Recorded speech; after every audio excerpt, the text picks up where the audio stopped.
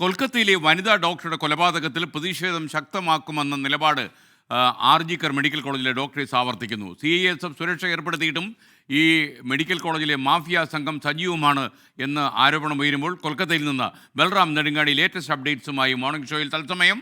Good morning Balram, വിശേഷങ്ങൾ എന്തൊക്കെയാണ്? കൊൽക്കത്തയിൽ പ്രതിഷേധത്തിൻ്റെ അഗ്നി ഇപ്പോഴും പടരുകയാണോ? Good morning SKN. തീർച്ചയായും കൊൽക്കത്തയിൽ ഇപ്പോഴും പ്രതിഷേധം അതിശക്തമാണ്. അത് ആർജിക്കർ മെഡിക്കൽ കോളേജിലെ വിദ്യാർത്ഥികൾ ഈ സമരപന്തലിൽ നടത്തുന്ന പ്രതിഷേധങ്ങൾക്കപ്പുറം തെരുവിൽ പൊതുസമൂഹം ഇറങ്ങി പ്രതിഷേധിക്കുകയാണ്. പലതരത്തിലുള്ള പല വിഭാഗത്തിലുള്ള ആളുകൾ തങ്ങളുടെ ഇടങ്ങളിൽ പ്രതിഷേധം രേഖപ്പെടുത്തുന്നു. എന്നാൽ കഴിഞ്ഞ ദിവസം സുപ്രീം കോടതിയുടെ ഇടപെടൽ ഉണ്ടായതിന് പിന്നാലെ നിരവധി സംഘടനകൾ ഈ പണിമുടക്കിൽ നിന്നും പിന്മാറിയിട്ടുണ്ട്. അതേസമയം ആർജിക്കർ മെഡിക്കൽ കോളേജിലെ വിദ്യാർത്ഥികൾ ഈ സമരവുമായി മുന്നോട്ട് പോകാൻ തന്നെയാണ് തീരുമാനിച്ചിരിക്കുന്നത്. പ്രധാനമായും ചൂണ്ടിക്കാണിക്കുന്നത് ഈ സംഭവം നടന്നതിന് ശേഷം അത് മൂടിവെക്കാനുള്ള ആസൂത്രിത ശ്രമം ഉണ്ടായിരുന്നു. സുപ്രീം കോടതി പോലും കഴിഞ്ഞ ദിവസം അത് ചൂണ്ടിക്കാണിച്ചതാണ്.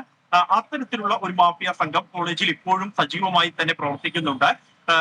CISF നിലവിൽ ചുമതല ഏറ്റെടുത്തിരിക്കുന്നു സുരക്ഷയുടെ എങ്കിൽ പോലും ആ സംഘം ഇപ്പോഴും ഇവിടെയുണ്ട്. കൂടാതെ ഒരു പ്രതിയെ മാത്രമാണ് അറസ്റ്റ് ചെയ്തിരിക്കുന്നത്. കൂടുതൽ പ്രതികൾ ഉണ്ട് എന്ന് സംശയം ബലപ്പെട്ട് ഇപ്പോഴും നിൽക്കുന്നു. അതുകൊണ്ട് തന്നെ മറ്റു പ്രതികൾ സ്വതന്ത്രരായി വിഹരിക്കുമ്പോൾ വിദ്യാർത്ഥികളോ അല്ലെങ്കിൽ ഡോക്ടർമാർ എങ്ങനെയാണ് സുരക്ഷിതരായിരിക്കുക എന്ന ചോദ്യമാണ്. അതുകൊണ്ട് കൊല്ലപ്പെട്ട ഡോക്ടർക്ക് നീതി ഉറപ്പാക്കുന്നതുവരെ എല്ലാ പ്രതികളെയും നിയമത്തിന് മുന്നിൽ കൊണ്ടുവരുന്നവരെ സമരം തുടരും എന്ന ഒരു നിലപാടിൽ തന്നെയാണ് ഇവർ ഉള്ളത്.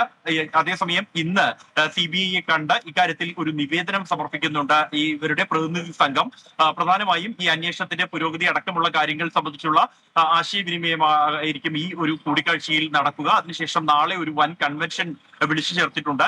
ഈ സമരം തുടരുന്ന പശ്ചാത്തലത്തിൽ, പ്രത്യേകിച്ച് സുപ്രീം കോടതിയുടെ ഇടപെടൽ ഉണ്ടായ ഒരു പശ്ചാത്തലത്തിൽ ഈ സമ്മർദ്ദം ശക്തമാണ് ഈ പ്രതിഷേധക്കാർക്ക് മുകളിൽ. മറ്റെല്ലാ ഇടങ്ങളും പ്രതിഷേധം പിൻവലിക്കുന്ന ഒരു പശ്ചാത്തലത്തിൽ. അതേസമയം CBI 6 പേരെ ഈ കേസുമായി ബന്ധപ്പെട്ട മുൻ പ്രിൻസിപ്പൽ സന്ദീപ് ഘോഷ് അടക്കമുള്ള 6 പേരെ നുണപരിശോധന നടത്താൻ CBIക്ക് അനുമതി ലഭിച്ചിരിക്കുകയാണ് കോടതിയിൽ നിന്നും. അതിന്റെ തുടർ നടപടികൾ ഉടൻ തന്നെ ആരംഭിക്കുമെന്നാണ് ലഭ്യമാകുന്ന വിവരം.